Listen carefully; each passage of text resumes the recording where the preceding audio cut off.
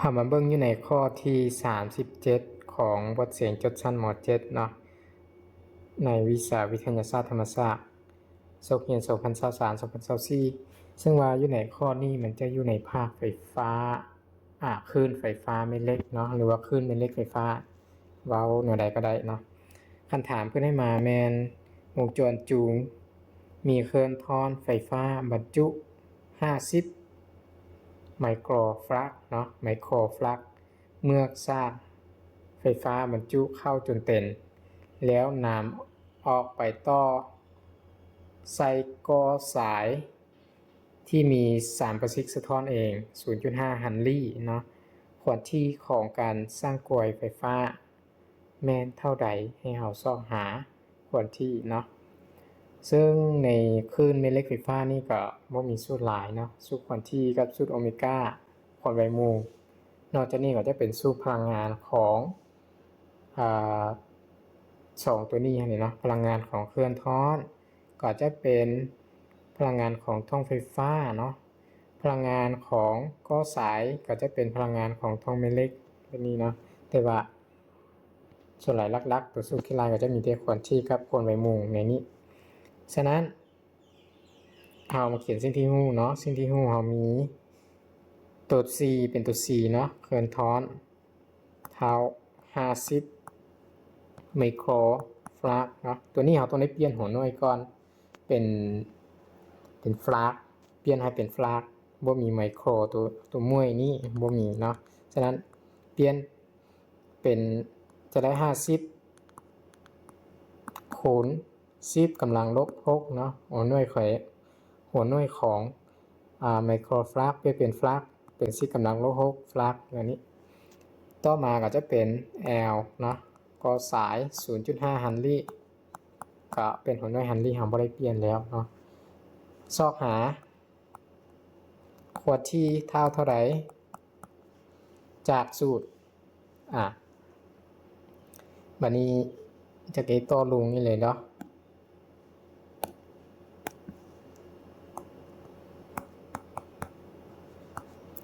มาบทแก้มานี่นะ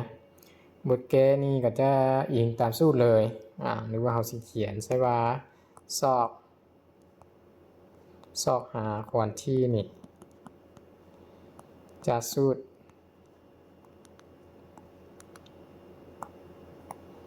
หรือว่านำใช้สูตรก็ได้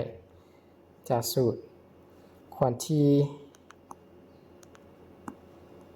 เท่าไป1/2 ปีเนาะ2 ปี5 คัน 2ของ L กับ C แบบนี้เนาะ L กับ C ก็พอดีเราซอกหาควอนที่เนี่ยฉะนั้นสูตรนี้เราไม่ได้ถอนอย่างแล้วเนาะ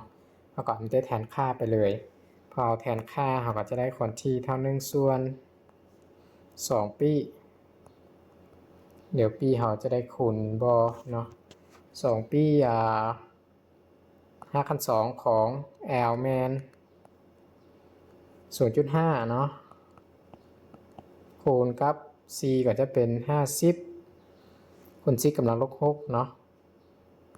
50คูณ C กำลังลบ6แบบนี้อันนี้อยู่ใน5 คัน 2ซึ่งว่าตัวเลขส่วนนี้ก็จะยาวมาอีกเนาะยาวมาฮอดนี้เลข1อยู่ถึงแบบนี้เท่าไปเอาต่อ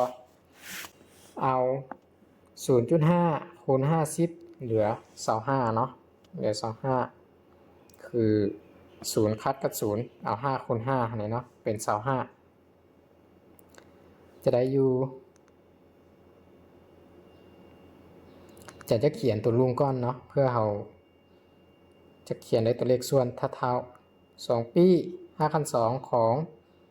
25คูณ10กำลังลบ6แบบนี้เนาะซึ่งมันยังมี1ส่วนอยู่ถึง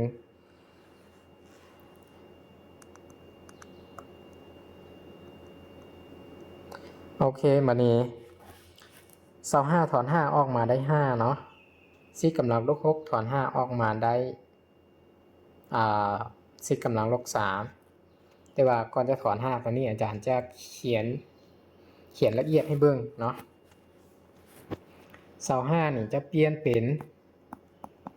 อันนี้เป็น1ส่วน2ปี5ขั้น2ของ25เนาะ25แล้วก็อาจารย์จะแยก5ออกมาเป็น5ขั้น2ของ5กำลัง2ก็เป็น5ขั้น2ของ25เลยเนาะคูณ5ขั้น2ของ10กำลังอันนี้วงเล็บ10กำลังลบ3ทั้งหมดกำลัง2แบบนี้เนาะมันจะแยกมาแล้วนี่ละ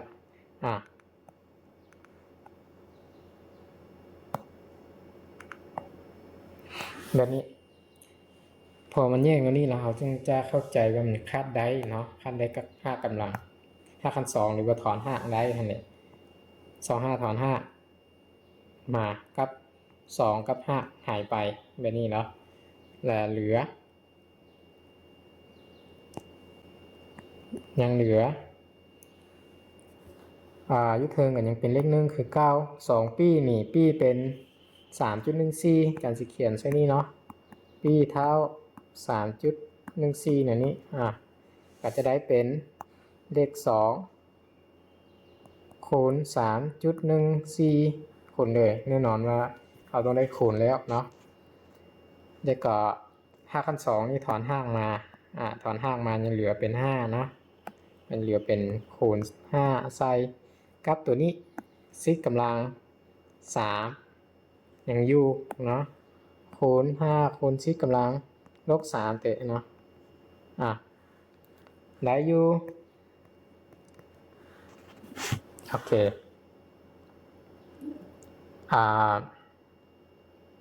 เอาเป็นอาจารย์เอาเป็น2คูณ5เนาะเบิ่งเอานี้2คูณ5ก่อน2คูณ5เป็น10เนาะ10คูณให้กับ10กำลังลบ3ยังเหลือ10กำลังลบ2เนาะจะหายจะกลายมาเป็นแบบนี้1ส่วนให้กับ 3.14 คูณ10กำลังลบ2แบบนี้นะสุดท้ายเนาะ10กำลังลบ2อยู่ทางลุงหาเปลี่ยนไปอยู่ทางเทิงจะกลายมาเป็น10กำลังบวก2เนาะเป็น10กำลัง2อยู่เทิงส่วนให้กับ 3.14 แบบนี้แล้วเนาะ10กำลัง2ก็คือ100นั่นแหละ100หารให้กับ 3.14 อันนี้เราก็จะได้หารจากมือเองแล้วเนาะเวลาเสียงแต่ว่าตอนนี้อาจารย์หารจากเครื่องนี้เนาะเครื่องคิดเลขเลย100นี้หาร 3.14 ออกอยู่ 31.8 เนาะ31.847มีปะจุดตัวเดียวเพิ่นมีคันตอบเพิ่นมีได้จุดตัวเดียวเนาะเอากับจุดตัวเดียวฉะนั้นออกอยู่ 31.8 เฮิร์ตเนาะควอนทีของน้อยเป็นเฮิร์ตควอนทีจะได้อยู่ 31.8 เฮิร์ตคือขันตอกในข้อนี้มาเบิ้งมาบันทึกข้อใดก็คือข้องอเนาะข้องอเป็นข้อที่ถูกต้องในข้อนี้31.8 เฮิร์ตเนาะโอเคบัดนี้ในข้อนี้ก็สูตรเดียวแต่ว่ายากนิดนึงก็คือยากนิดนึงแมนบอนนี้เนาะเอาเปลี่ยนหัวหน่วยจากไมโครฟลักไปเป็นฟลักนอกนี้ก็อาจจะเป็นตัวสูตรแน่บ่ค่อยได้ใช้ในเสียงหยังบ่หยังเนาะเขาก็จะจื้อแน่ให้จื้อให้ได้เนาะนอกจากนี้ก็หลักจากนี้ก็คือการเกแบบถอนหักตัวนี้ให้มันตรงให้มันทึกในหารอีกเนาะก็คือบทเลขมันสูตรเดียวที่มันเก้ยาวฉะนั้นข้อนี้ก็สมควรเลยเนาะโอเคฉะนั้นมดอยู่ในข้อที่37เนาะ